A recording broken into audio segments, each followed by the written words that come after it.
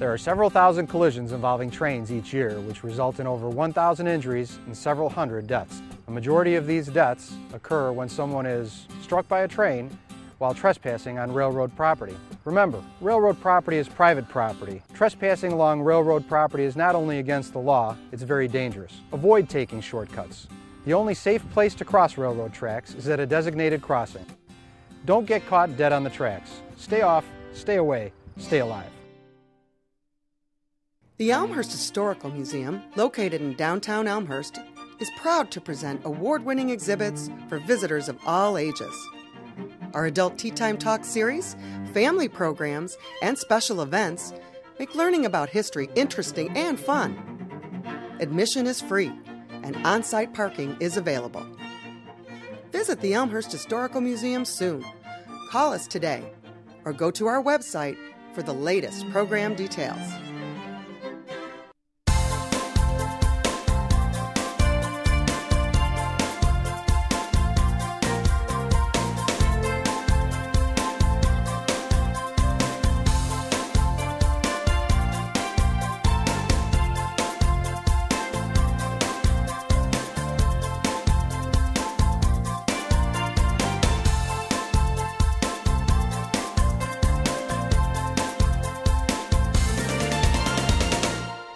Hi, and welcome to the Elmhurst Historical Museum. I've got a pop quiz for you. What do the following have in common? Lincoln Logs, Tinker Toys, Radio Flyer Wagons, Beanie Babies, Uno, Operation, and Rock'em Sock'em Robots. Give up? The answer is that they're all toys or games that were invented right here in the Chicago area.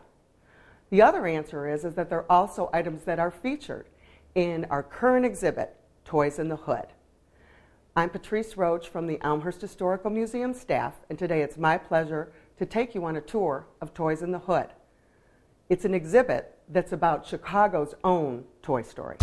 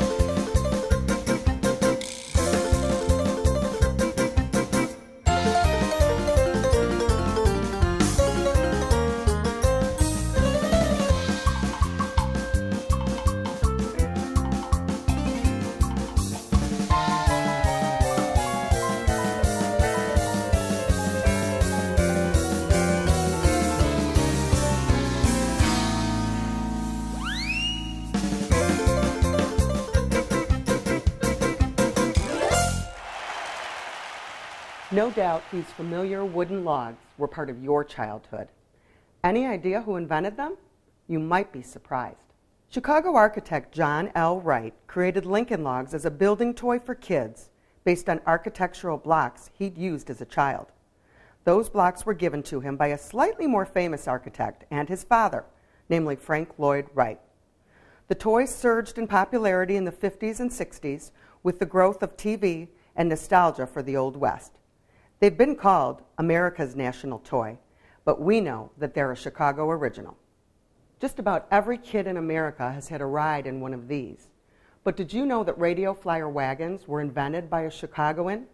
Italian immigrant Antonio Passon invented the little red wagon to cart his tools around. And the rest is history. Here's more about this Chicago toy story. My name is Robert Passon. I'm president and CEO of Radio Flyer. My grandfather came to America from Italy in 1914. He came to the U.S. through Ellis Island like so many millions of other immigrants. His father and his grandfather had been woodworkers, so when he came to America, he had that skill. We think that the most plausible story is that he had constructed a wagon for himself to carry around his tools in his workshop.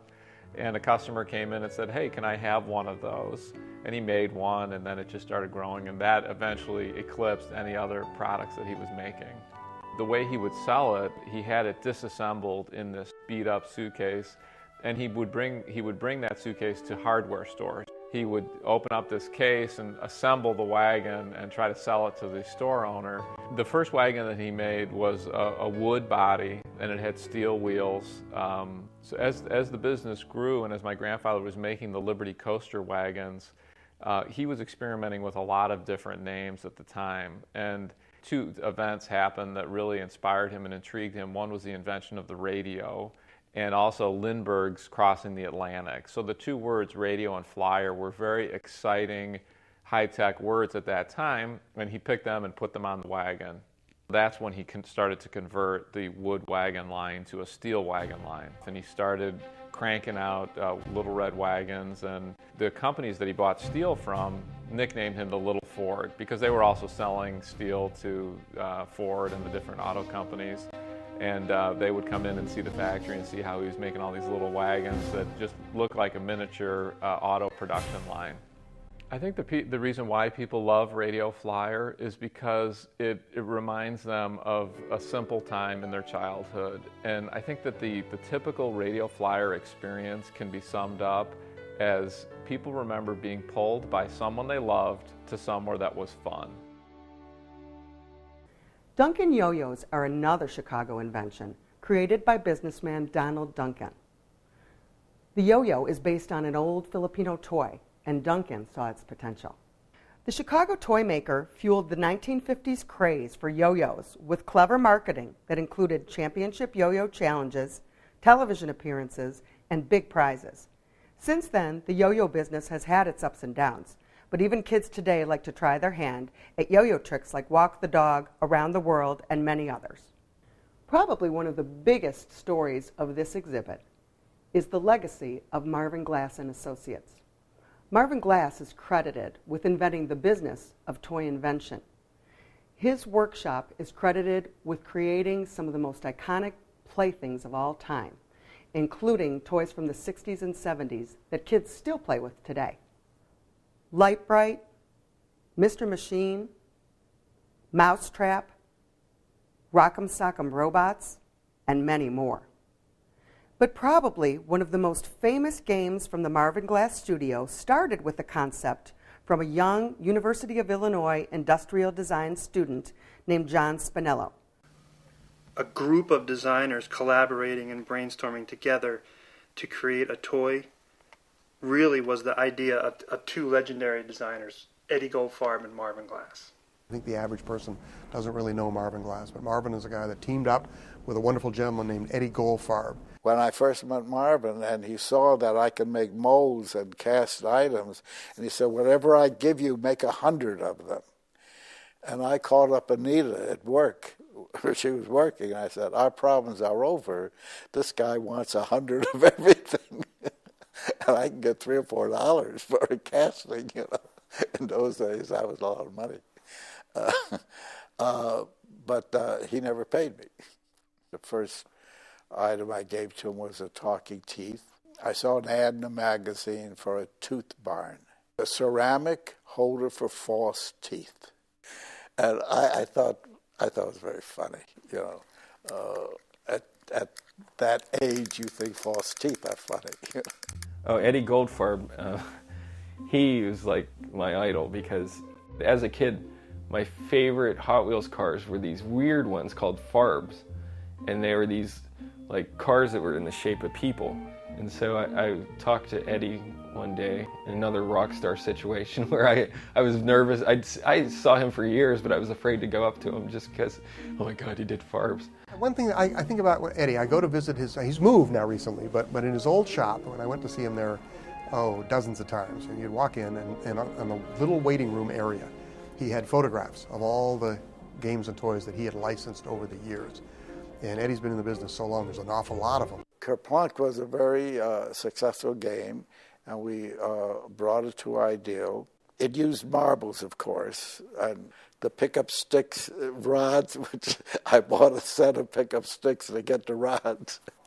And at that time, the marble manufacturer said that Ideal was the biggest user of marbles that they've run into for a long time. Kerplunk was one of the greatest games that we did at Ideal, and to me that's still a great item, and in fact for Mattel today it's one of our best selling games. Marvin invented the toy invention business. You know, Mr. Machine, Simon, Operation, Toss Across, Rock'em Sock'em Robots, Tip It, Great Garloo. He kind of was paving the way for all of us. Almost everybody that's in the toy industry that does what we do has somehow been affected by Marvin.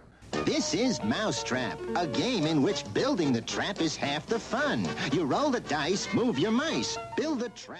The game Mousetrap kicked off the whole idea of getting games off a game board and up into the air with plastic and injection molding. It changed the face of the game industry, actually.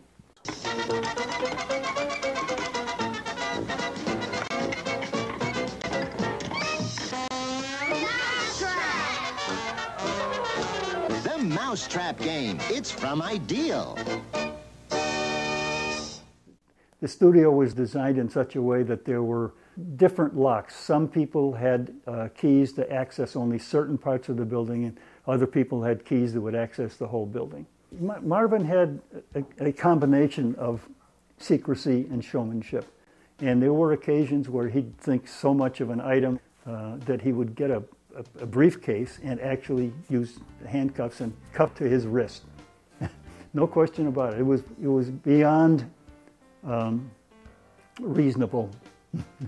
He was about the big show, the limousines, hanging around with Evel Knievel. He loved that celebrity feel, and he was a celebrity. He was a character. He really belonged in Hollywood. How do I put it? He was erratic.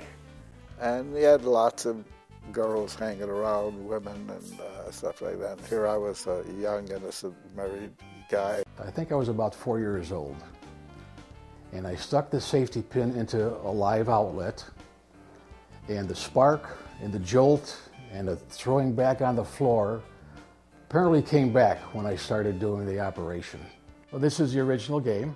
You start off with the big hole first, then you go to one not so large, then you continue on till you got to something a little more tricky, then you get to the little guys over here, and then there's the beauty of the game. And I went into Marvin's office with my basic box and my probe. And I remember walking into the office, and he was behind this opulent desk with the high back, and I didn't even know he was in the chair. He was a little man. One of my favorite comedians is Mel Brooks, and he was a carbon copy of Mel Brooks, from size and stature and voice and the whole works. Anyway, there he was, and I walk in with this toy, and I'm kind of scared and concerned. He took the probe and he started bing, bing. He looked up and he says, "Is that all there is?" "Yeah." Burp.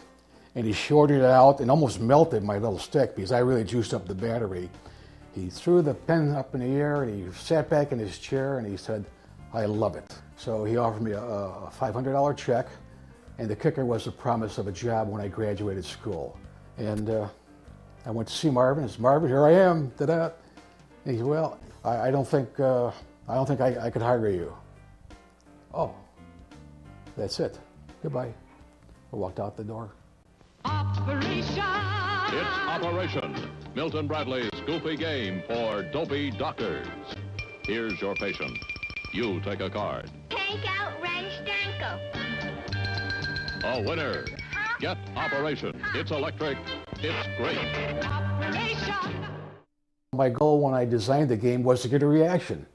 And that's why I put the big battery in it, a big buzzer, and I put this aluminum probe, and when it shorted out, it was like a little tiny bolt of lightning, and which is exactly what I wanted, and I accomplished my goal. It was a wonderful day at Hasbro, because in the factory they have separate sections with this game and that game, and here was operations game. They had a crew, and when I walked in there, they gave me a round of applause. I saw the game from scratch being produced. 10 years goes by, 20 years go by, and it's still going. And then it's featured in Toy Story, it's on The Simpsons, it's on TV, and all of a sudden I'm saying, hey, we've got something here. My family was putting me on. They said, gee, Dad, you really got cheated from Marvin Glass?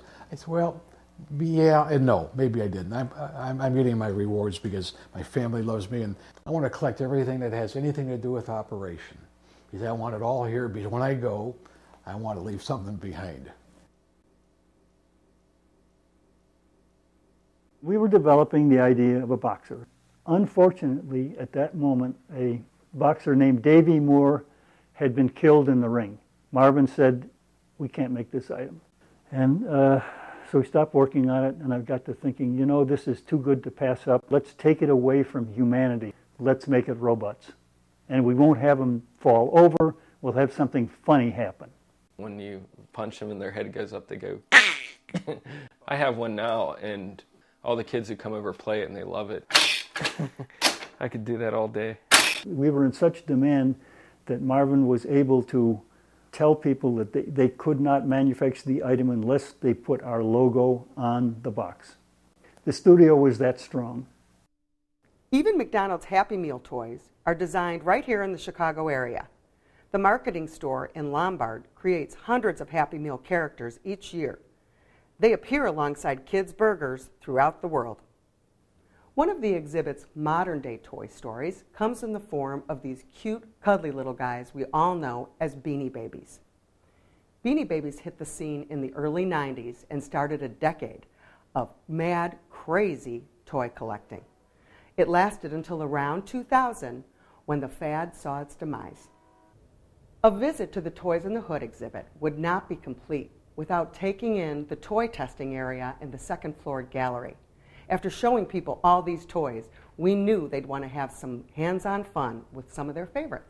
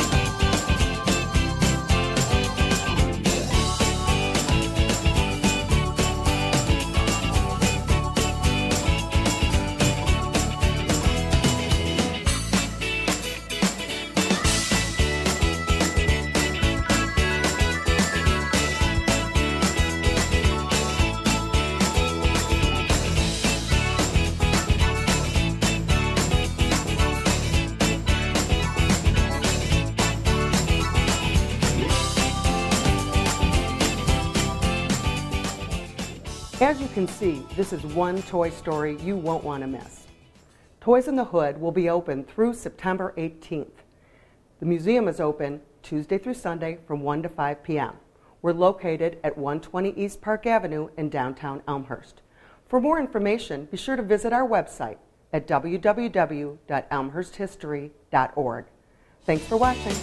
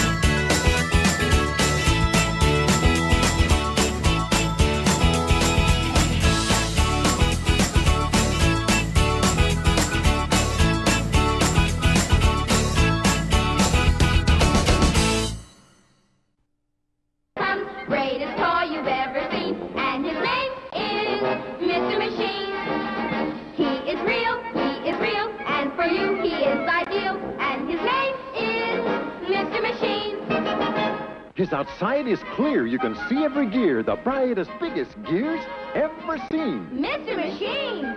He talks. No, he squawks as he walks. Along the ground and round and round and round. You can take him apart, every gear and nut. But you can put him together and build him up. Wind him. Go on. You can't break the spring, but listen.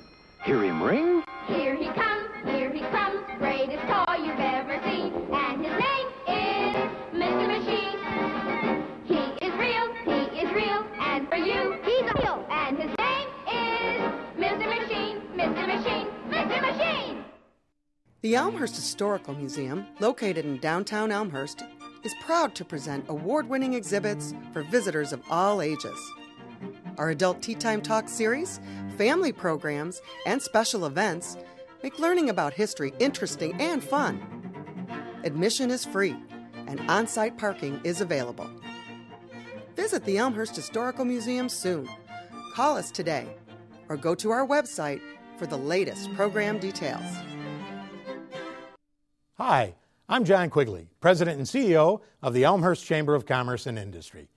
In these challenging economic times, it's imperative that our residents and businesses band together to not only shop Elmhurst, but buy Elmhurst whenever possible.